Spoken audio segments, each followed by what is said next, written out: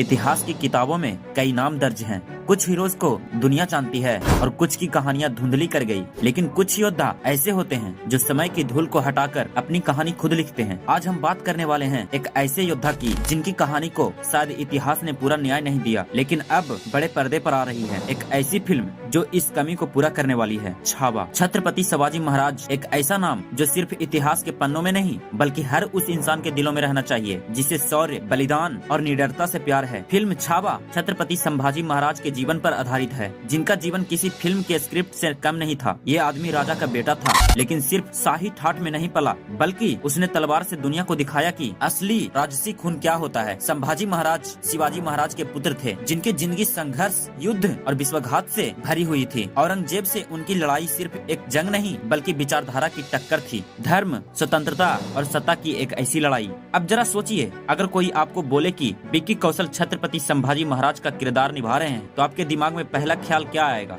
हाँ भाई, ये आदमी तो वैसे भी हर फिल्म में ऐसी एक्टिंग करता है कि लगता है अब बस ऑस्कर अवार्ड इसी के घर भेज दो। उरी में हाउ इज द जोश वाला जोश अब मराठा जोश में बदल चुका है। विक्की कौशल इस फिल्म में संभाजी महाराज के किरदार में जान डाल देते हैं। वो डायलॉग डिलीवरी, वो एक्शन सीक्वेंस और वो रॉयल पर्सनैलिटी, ऐसा लगता है कि शायद इतिहास से ही संभाजी महाराज वापस आ गए हैं। रश्मिका मंडना येसुबाई के किरदार में दिखेंगी, संभाजी महाराज की पत्नी, जो सिर्फ एक सपोर्टिंग रोल नहीं बल्कि कहानी का एक मजबूत स्तंभ है। और भाई साहब अक्षय खन्ना, हाँ भाई, हमारे अमर वाले इस बार मुगल सम्राट औरंगजेब बने हैं। अब ये किरदार निगेटिव है या निगेटिविटी की हदें पार कर देगा, ये तो फिल्म देखकर पता चलेगा। फिल्म का डायरेक्शन लक्ष्मण उत्तेकर ने किया है, जो इससे पहले मिमी जैसी शानदार फिल्में दे चुके हैं। लेकिन भाई, मिमी में कृति सेनन एक बच्चा लेकर घूम रही थी और यहाँ विक्की कौशल तलवार लेकर, यानी डायरेक्शन की रेंज देख रहे हो। इस बार उत्तेकर साहब ने पूरी हिस्ट्री बुक खोल दी है और उसे बड़े पर्दे पर उकेरा है। फिल्म का सिनेमैटिक ग्राफी टॉप क्लास है। कैमरा एंगल्स ऐसे हैं कि हर फ्रेम पेंटिंग जैसी लगती है। युद्ध के सीन इतने रियल लगते हैं कि आपको लगेगा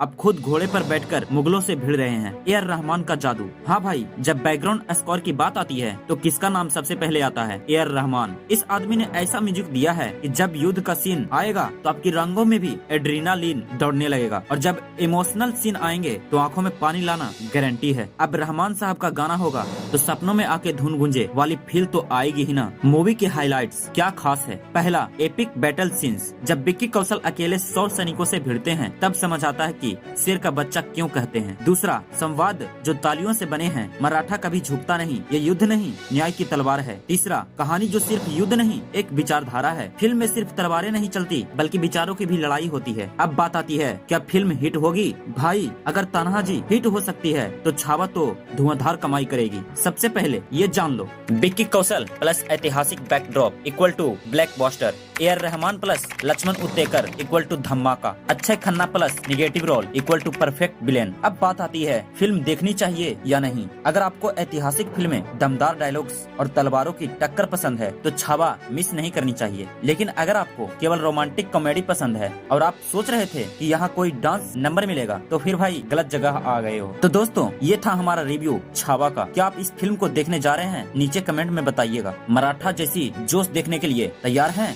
अगर हाँ, तो 14 फरवरी को थिएटर में मिलते हैं।